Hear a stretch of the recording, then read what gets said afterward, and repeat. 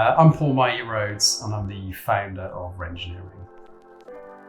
So Renngineering is my idea of how we create a car. So I start, like I'm an engineer, my background is in engineering, so I wanted to start with the problem statement. There's two for me. So the first one is, how do we get graduate engineers exposure so they're more employable? But the other part is, if you take Porsche now, or what they're capable of now, and apply that to what people know as a kit car, I wanted to do something different. So Renngineering is going to build a car from scratch. They're using a Lotus chassis with a very retro race car from the 1950s, and that car is a Porsche 550 Spider. The intention is to build it out of carbon fiber. So using all modern technology, everything Porsche would do now, and applying that to a 1950s race car. Why Porsche? So yeah, it's an interesting question. I'm a 1980s kid. All kids in the 1980s had the same three posters on the wall. One of those was a Porsche with a whale tail with red. And I kind of gravitated towards that brand more than Ferrari, more than Maserati. For me, it was completely impossible to get anywhere near the idea of owning a Porsche. It just seemed so far-fetched. But the brand itself I really bought into, and I've never lost that passion for it. I have never spoken about this on camera, and it's a part of an earlier question that popped up about why Porsche. I, at 16, 17 years old, was homeless. It's tough to understand what that means. But having the idea of even having a garage, just seeing again, all this stuff seems so far-fetched. So for some people, cars are a mode of transport. For some people, they're something they want to show off that they've got loads of money. For me, anything, any car, any mode of transport that made me feel safe.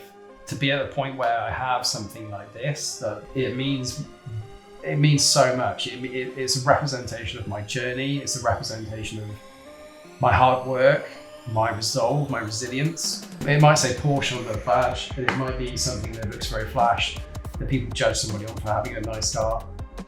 But it's the culmination of 30 years or 25 years worth of hard work.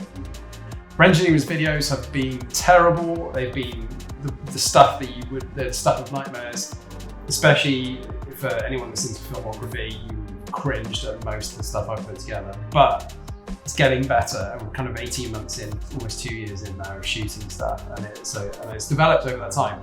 It was back in the early days, it was vlogging, walking around and car shows and things like that. And I kind of realized that actually doesn't get me excited doing that. It was what I thought was necessary. What I've ended up shooting more on is tech talks, lots of tech talks and lots of heritage.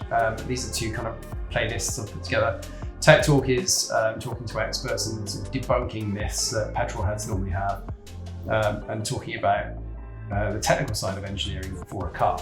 The heritage stuff is all about Porsche's history from the earliest days all the way to the modern day, and speaking to people that are kind of experts in that field. I'm not an expert. I'm a passionate individual, but I'm not an expert.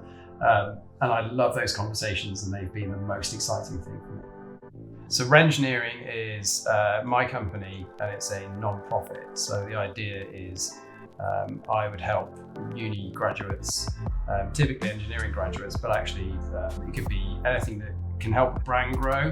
And I want to give them an opportunity to demonstrate their skills using YouTube through building a car from scratch. And that car's going to be a Porsche 550 Spider Evocation. The future of Renngineering is building a car. There's lots of stuff that's gone to support it. The tech talks, the heritage sessions, me out and about sort of shooting pieces to camera. They're all good. That's all fun stuff. But the point of it is to build a car. So the future is create an audience, give people something to really get excited about, and then start this engineering project. And by starting this project, I mean starting from a blank piece of paper. Kind of know what it's going to look like. I've got some pretty good renders back so kind of in my head I don't see the vision. I know kind of roughly what it's going to put together, but building a car from scratch is a big deal, especially for a lot of this is going to be done remotely with engineers and not in pit lane. I'm going to be doing the physical building. Where you see the backdrop you see now is going to be part of it all. So that's the future.